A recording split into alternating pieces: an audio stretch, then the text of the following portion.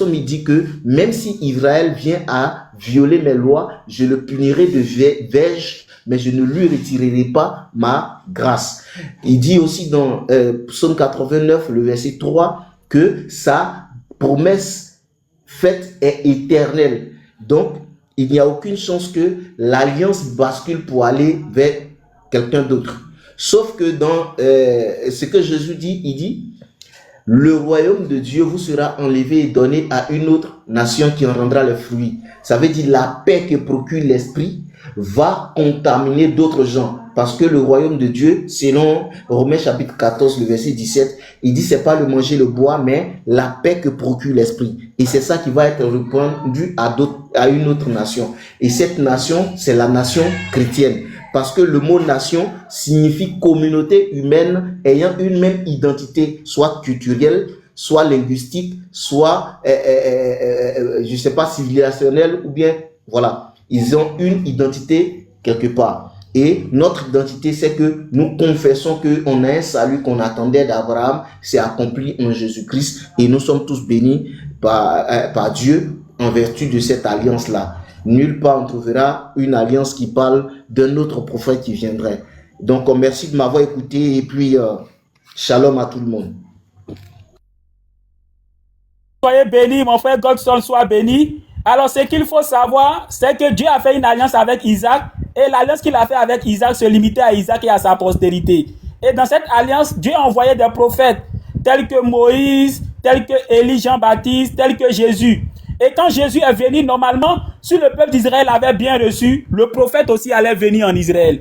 Mais malheureusement, ils ont mal reçu Jésus et ils ont mal reçu Élie qui est Jean-Baptiste. Et c'est pour ça que Jésus l'a dit en Matthieu chapitre 23 à Jérusalem, la vie qui tue les prophètes. Combien de fois j'ai voulu te rassembler comme pour rassembler ses brebis, mais tu n'as pas voulu. Mais voici, votre maison vous est abandonnée. Donc Dieu a abandonné les enfants d'Israël. Il a arrêté son alliance qu'il a fait avec Isaac. Et toujours Jésus l'a dit en Matthieu chapitre 21, le verset 43 à 46, que le royaume vous sera enlevé et va passer à un autre peuple. Donc déjà, le peuple d'Israël a perdu ce privilège-là. Le prophète qui devait venir après Jésus n'allait plus venir à Israël, mais il allait venir à l'autre nation qui allait porter le fruit. Or, en dehors de Isaac, Dieu a fait une alliance avec Ismaël. Il a dit qu'avec Ismaël, il va le multiplier à l'infini. Et l'alliance qu'il a fait avec Ismaël, c'est une alliance qui est sans borne. C'est-à-dire que c'est une alliance qui prend en compte toutes les nations de la terre. Donc, du moment où Isaac a perdu le royaume et que le royaume est passé à une autre nation, c'est les enfants d'Ismaël qui ont récupéré ça. Et cela avait été annoncé. Deutéronome chapitre 33, le verset 2. Il est dit, l'Éternel est venu de Sinaï. Ça, c'est avec Moïse lorsqu'il a donné la loi.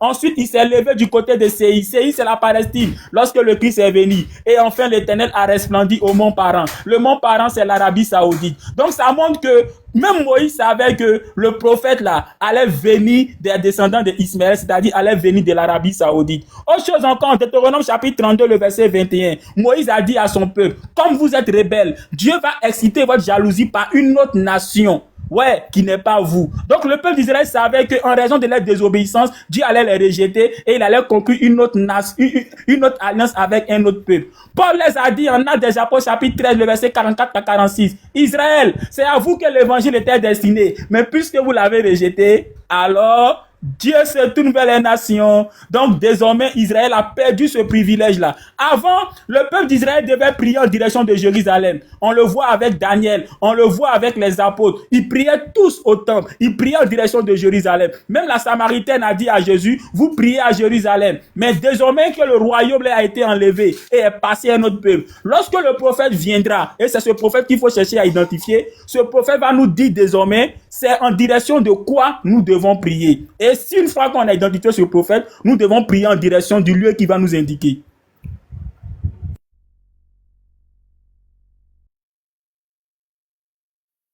Ok, donc je pense que c'est fini. Hein. Pasteur, vraiment merci à vous. Godson, c'était un plaisir. Nino, bismillah, Oustaz. Assalamu alaikum wa rahmatullahi wa barakatuh. C'est ce qu'on appelle un débat. Merci aux débatteurs. Merci pour la courtoisie, merci pour le temps. J'attends le chrétien vraiment, parce que personne n'est revenu sur l'argument du Deutéronome 33.2 qui a été donné. Et j'aimerais vraiment avoir une réponse par rapport à cet argument-là. C'est où parents? Et comment l'Éternel a resplendu de parents? Moi, j'aimerais bien savoir. Et si un jour on a la réponse, on sera fixé, Inch'Allah. En tout cas, barakallahu fik à tout le monde, qu'Allah vous préserve, mes frères, mes sœurs. Et on espère que le monsieur Jean-Luc viendra, viendra à l'islam, hein, parce qu'il est aux portes.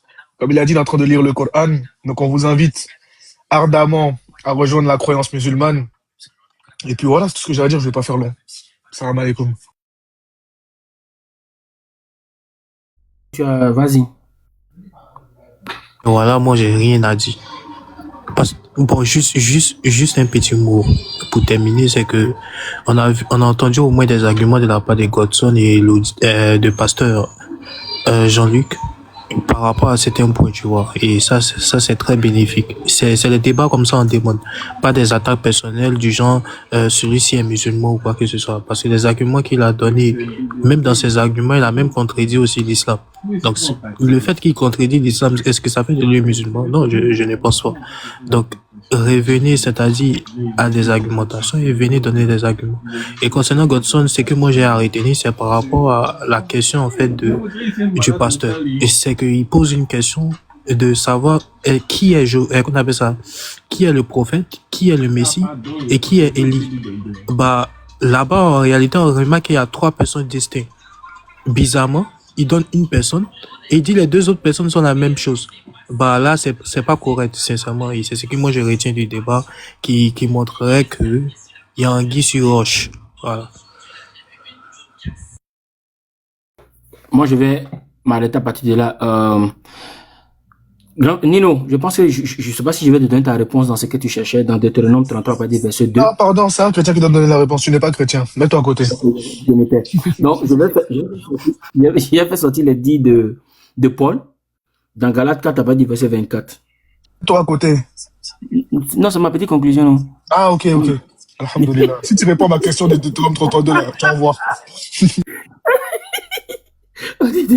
Ok, Rakefi. Non, je voulais juste lire une partie. C'est pas si, je ne réponds pas à ta question, quoi. Voilà, je lis quelque chose. C'est Galates 4, verset 24. Ces choses sont allégoriques, car ces femmes sont 2 alliances. L'une du mont Sinaï enfantera pour la servitude. C'est Agar. C'est le mont Sinaï en Arabie. Je reprends. Galates 4, verset 25. Car Agar, c'est le mont Sinaï en Arabie. Et elle correspond à la Jérusalem actuelle qui est dans la servitude de ses enfants. Ok, donc je pense qu'on aura bien compris ce débat. Vraiment, je veux que prochainement, pasteur Jean-Luc, ton nom là, faut changer. Hein. Elodie là, on comprend pas. Pasteur, faut changer ça. Tu vas venir avec quelque chose de potable pour nous, ça sera plus facile. Et puis comme ça, on va échanger. Donc, Godson, c'est un plaisir. Vraiment, tu débats bien, pas d'insultes. Voilà, souvent que tu as voulu créer un mot à la dernière minute, c'est pas, tu as dit quoi? Quand on dit un peuple, ça veut dire, bon, tu as voulu dire un mot, mais tu t'es ressaisi vite. C'est bien.